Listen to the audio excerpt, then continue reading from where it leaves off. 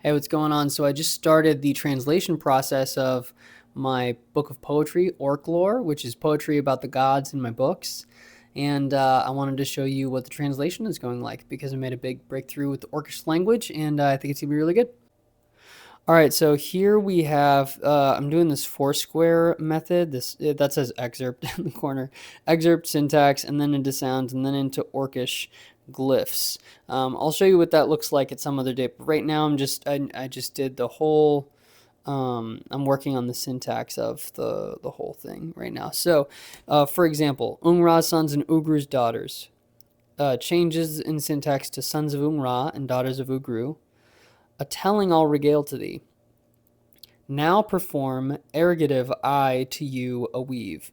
And now this has been the big epiphany for me with Orcish, is that it's both an ergative language and it's a verb initial language. So that just means like, okay, now perform. That's me conjugating the verb and putting it at the beginning of the sentence. Ergative just means that this is the person who's doing the action. Anytime that there is a verb that has two nouns, I'm just marking the one that's doing the verb, that's verbing the verb. So here, a telling I'll regale to thee, I translated to like, I'll perform for you a weave, which is their word for like a magical story, a telling, a magical story. It's their word weave.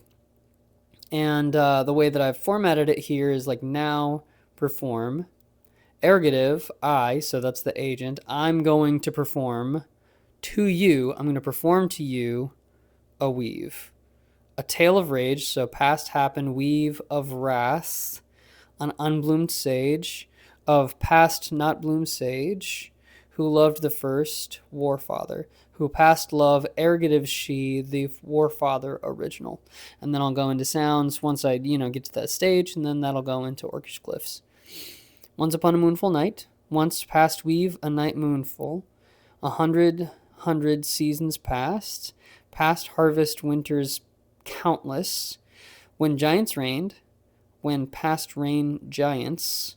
And so you can see, like, I've put things like tense before the verb. I'm putting things like not before the verb. And then, like, if there's a question, that question word, NALA, that's going to go before the verb. And then WH words, who, what, when, where, why, and how will go there too. But everything else comes after the verb.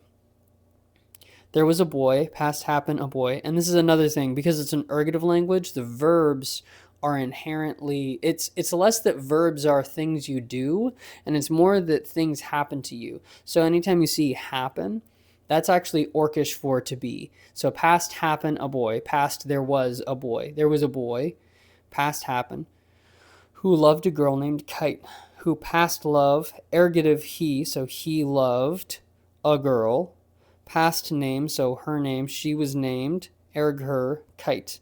Her name was Kite. She was named Kite, right? I won't go on too much longer, but this is the next page. She loved him back, and when she kissed him, so past love, ergative, her, him, so she loved him, and when she kissed him, and when past kiss, ergative, her, him, when ergative, her, when she past kissed him, bliss became his name, past named, ergative, he, bliss. His name was lost to time, so this is what we'll call him until his change, because it's called the first warfather. And I translated that as now forget and future forget the name of him. So now name ergative we, bliss his name until change of him. This was a kind of a complicated sentence, and I might change. I might change it. Now forget and future forget. That was my way of saying, like, okay, this speaker is talking to the audience, and they're saying we don't know it now, and we won't ever know it. The true name of this character who became the first warfather. So bliss is all that we're going to call him. So now named erg we. So we will now name bliss.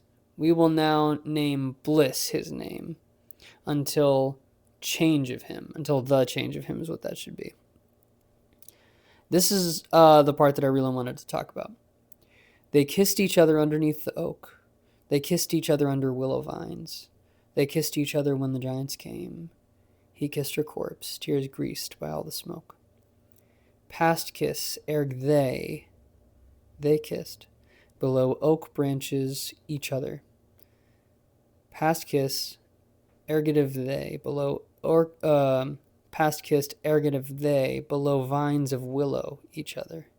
Past kiss, ergative they, when past marched the giants. Past kiss, ergative he, corpse of kite. Past slimed, ergative smoke tears of him. That was a pretty fun thing to do, because this stanza later comes back, and he talks about sleeping underneath a ruined oak, sleeping underneath a willow slime, and then, not knowing who he sleeps besides and stuff like that. And so I got to come back to this and reuse some of this translation, which was really fun.